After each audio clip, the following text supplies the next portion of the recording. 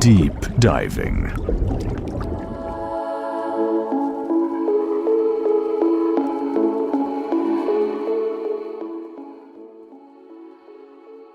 Il y a quelque chose en vous qui travaille sans arrêt, en essayant de vous équilibrer.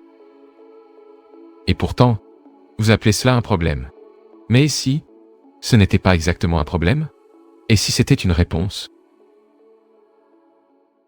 Parce que votre thyroïde n'est pas simplement une glande quelconque. C'est un système de calibration qui ajuste tout en vous, en permanence. Énergie, métabolisme, force, même votre état émotionnel. Maintenant réfléchissez avec moi. Si tout cela change constamment, comment espérez-vous résoudre cela avec quelque chose de fixe? C'est ici que le décalage commence, parce que votre corps est dynamique, mais vous essayez de le traiter de manière statique. Une pilule, un protocole, une routine rigide. Et voilà, vous espérez que tout s'aligne. Mais cela ne fonctionne pas ainsi, parce que votre biologie répond à quelque chose de beaucoup plus subtil. Une simple pensée modifie déjà tout votre système.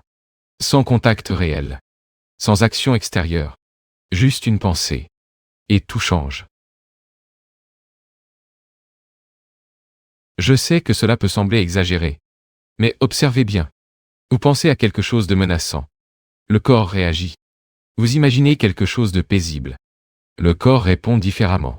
Et tout cela, sans que rien ne se soit réellement produit. Maintenant, imaginez ce qui se passe lorsque cela se répète. Toute la journée, tous les jours. Des oscillations internes, du désalignement, une instabilité constante. Et alors, vous appelez cela une dysfonction. Mais en réalité, c'est le système qui essaie de s'ajuster au milieu du chaos que vous créez. Et ce n'est pas seulement l'esprit. Regardez l'environnement autour de vous. Lumière artificielle, bruit constant, climatisation en permanence, des aliments remplis d'interférences. Rien de tout cela ne favorise la vie. Vous pouvez même vous y être habitué. Mais votre corps, non.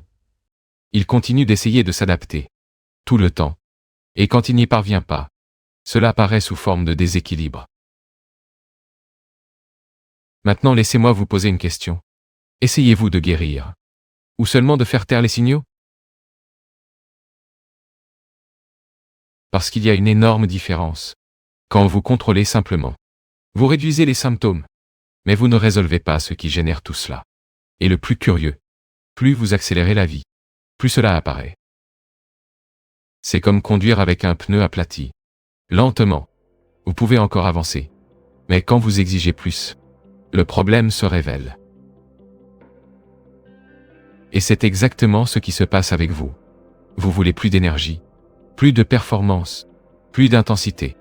Mais vous ne créez pas la base pour soutenir cela. Et alors, le corps répond. Maintenant vient le point le plus simple et le plus ignoré.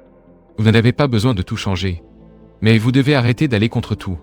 Apporter un peu de nature, mieux respirer, ou bouger avec plus de vie. Être réellement présent dans votre environnement. Parce que votre système n'a pas été conçu pour vivre déconnecté de tout. Et peut-être, la plus grande erreur est de rendre la vie trop lourde. Sans légèreté, sans mouvement, sans vitalité. Vous essayez de tout contrôler et finissez par bloquer votre propre flux. Et le corps le ressent.